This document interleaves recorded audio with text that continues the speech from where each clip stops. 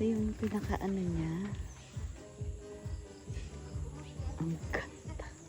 As in.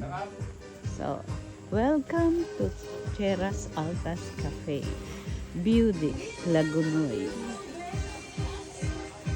Para pasok tayo. Good morning po. Si ate nagdidilig. Diba? Ang unique lang. So, ganito yung place nila.